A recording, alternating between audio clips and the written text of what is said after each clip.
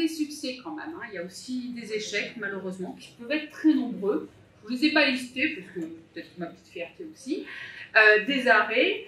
Et donc, le premier enseignement qu'on pourrait avoir, c'est qui ne tente rien n'a rien. C'est un peu comme au loto, hein. 100% des gagnants ont tenté leur chance. Mais la réussite n'est jamais garantie. Parce que ce n'est pas parce que vous avez envie de travailler que vous allez réussir à le faire. Et donc, eh bien, il faut d'abord être un peu croyant, hein, persévérer et apprendre de ses échecs, hein, et avoir un peu l'âme d'un entrepreneur, parce que avant tout, un partenariat, c'est un projet qu'on doit gérer. Alors, je vais prendre une petite analogie pour expliquer que finalement, un partenariat, ça comporte plusieurs phases. Et chaque phase est un peu critique.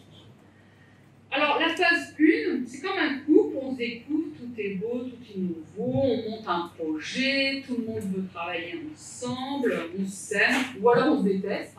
Bon, si on se déteste, on s'arrête, hein, tout simplement. Et puis, si on s'aime, des fois, on peut même avoir des marieurs qui sont là pour nous aider, le ministère des Affaires étrangères, l'AEF, autres. Bon, donc ils sont là et globalement, on va souvent faire un petit contrat pour formaliser. Alors, soit on dit que c'est un mariage d'amour ou un mariage de raison. Des fois, c'est un petit peu des deux. Ou alors, on reste célibataire parce que finalement, on n'a pas réussi d'avoir de terrain d'entente.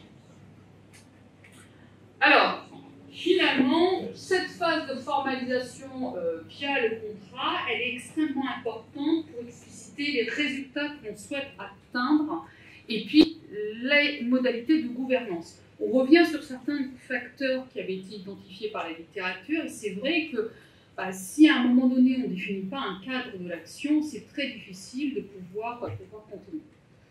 Donc le montage du projet, c'est aussi une réciprocité anticipée et formalisée.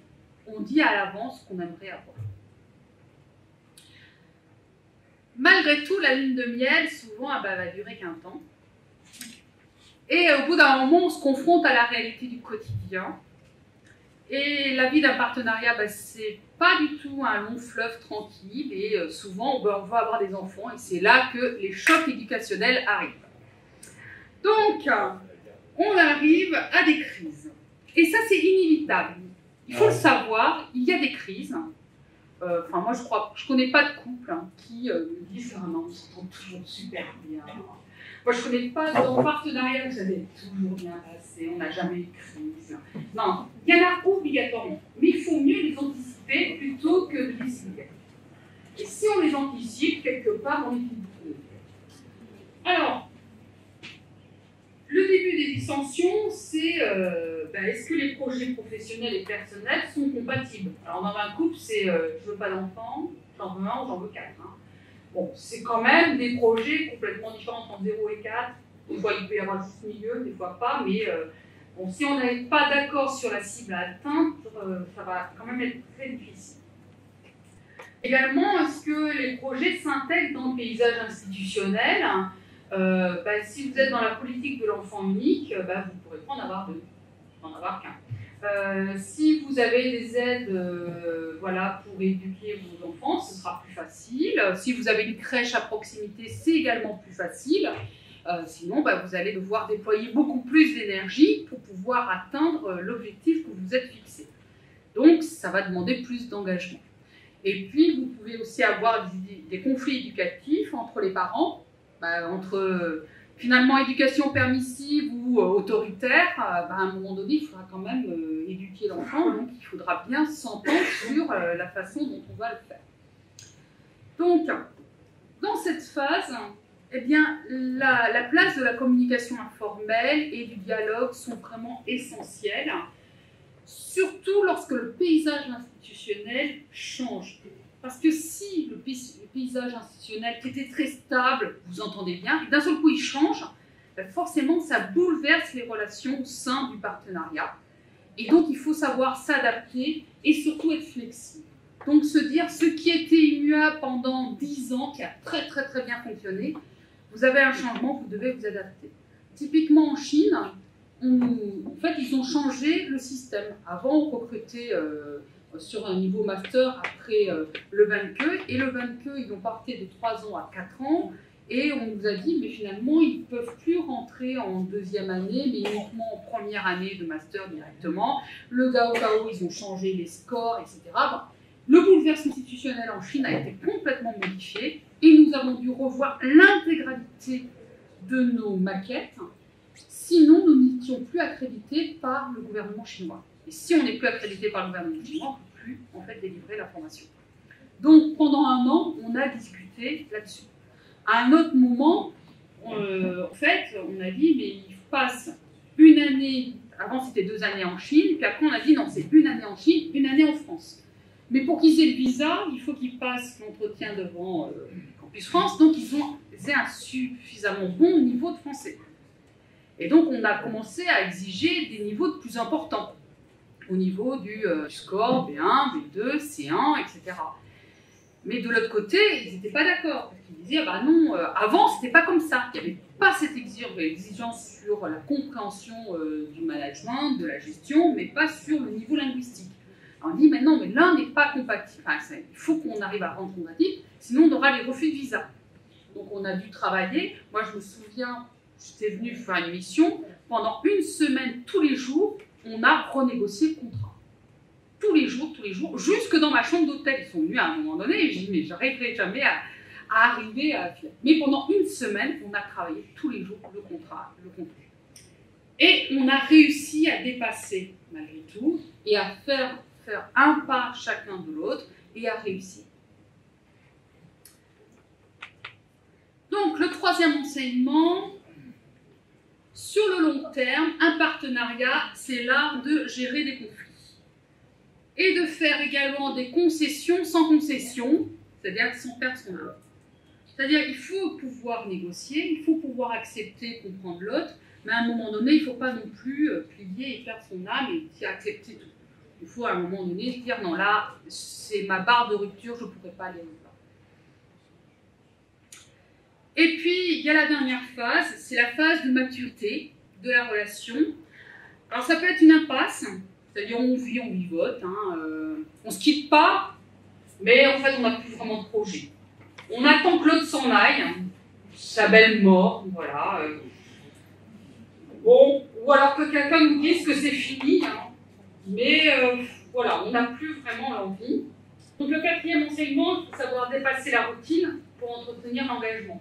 Ça on le sait dans tous les couples, mais un partenariat c'est aussi un couple, il faut aussi renouveler.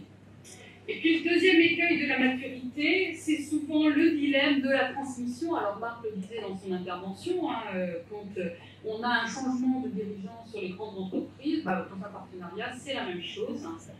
C'est-à-dire comment transmettre le partenariat à la génération suivante. Parce que souvent, la première génération, c'est les entrepreneurs. Ils savent ce qu'ils veulent, ils vont donner, etc. Mais après, les suivantes, c'est pas leur bébé. Ça vient pas de leur tribu, quelque part. Donc, des fois, ils disent « Oh, j'en ai marre, ça me prend trop de temps, moi je fais. » Celui qui l'a monté, qui a sait le nombre d'heures qu'il a passé à monter le partenariat, il dit « Non mais, attendez, d'accord, il y a une crise là, mais on va arriver à la dépasser. Enfin, on va s'y mettre, on va travailler, on va y aller. » Alors que si vous le passez à quelqu'un qui a pas mouillé sa chemise à un moment donné, en fait, il va dire « C'est pas grave, allez, on en retrouvera bien un autre. » Et là, vous dites, mince, 20 ans de partenariat, ça s'arrête comme ça sur un petit mail. Et ça, je l'ai vécu, ça fait très très mal. Donc, voilà. Et des fois, on pense qu'on a trouvé le bon repreneur, et des fois, vous pouvez être extrêmement déçu par cela, parce qu'il n'est pas forcément impliqué. Ça, c'est la question qu'on se pose toujours. Sera-t-il vraiment impliqué? Ce n'est pas parce que des fois, il connaît le partenaire qu'il est venu en tant que enseignant dans le partenaire ou coachère, que finalement, il va être complètement motivé pour pouvoir le gérer. Et puisque le successeur ne va pas changer la nature du partenariat, sa philosophie, alors des fois au mieux, dans ces cas-là on est plutôt content, on est même fier, parce qu'on a su faire passer et transmettre le bon. Et puis des fois c'est pas vraiment, on s'y reconnaît plus et donc voilà, on est un petit peu déçu.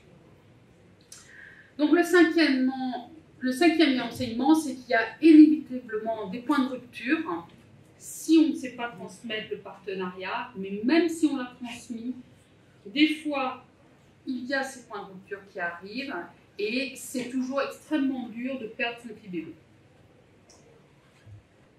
Alors, quels sont les facteurs clés de succès? Premièrement, je pense que c'est savoir déjà partager une idée, avoir une même vision, un idéal. Si vous n'êtes pas d'accord sur ce que vous voulez faire, ce n'est pas la peine de commencer ailleurs. Après, il faut accepter d'évoluer. Donc ça veut dire savoir s'adapter, mettre en place des stratégies également pour dépasser les contraintes. Et de manière générale, ça veut dire s'impliquer. Il faut aussi avoir confiance en l'autre. Alors la confiance, moi je dis toujours, elle s'entretient. Et la confiance n'évite pas le contrôle. Bien au contraire. Parce que quand on joue carte sur table, avec des chiffres, des données, finalement on entretient la confiance. En fait, la confiance, on vous dit souvent, c'est un élément informel. Moi, je dis non, c'est un élément qui doit être intégré formellement. Et dans un contrat, vous pouvez très bien avoir, non pas la clause de confiance, mais des clauses qui vous disent que vous devez faire remonter des chiffres régulièrement et on les expose et on est vraiment au clair là-dessus. Il faut aussi structurer un écosystème. Ça veut dire développer des relations équilibrées ou équitables. Parce que l'équilibre n'est pas forcément équitable et réciproquement, en impliquant un nombre de plus en plus grand d'acteurs et en multipliant les liens. Parce que finalement, si vous arrivez à créer à la fois un écosystème de connaissances, de recherche, de formation, vous allez créer déjà des leviers d'innovation, mais surtout en impliquant beaucoup d'acteurs, ça va être difficile de couper les liens.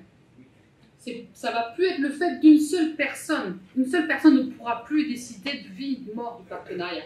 Vous devez être plusieurs. Si vous êtes à plusieurs, eh bien, voilà, celui qui est sur le volet plus recherche va dire non, mais quand même, on ne peut pas. J'ai trop d'apports, trop de coopération au niveau recherche. Celui qui est formation, vous vous rendez compte.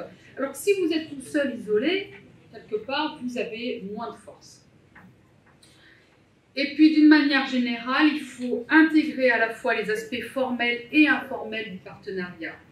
L'institutionnel, il est primordial. Vous ne pouvez pas agir en dehors d'un cadre institutionnel, mais le cadre institutionnel ne peut pas exister sans les autres qui vont faire vivre les partenariats. Donc, conclusion, et j'ai respecté pile mes 45 minutes, n'est-ce pas? Les collaborations universitaires, c'est un écosystème d'innovation qui est fragile, comme tous les écosystèmes, et qui demande une attention constante. Je vous remercie.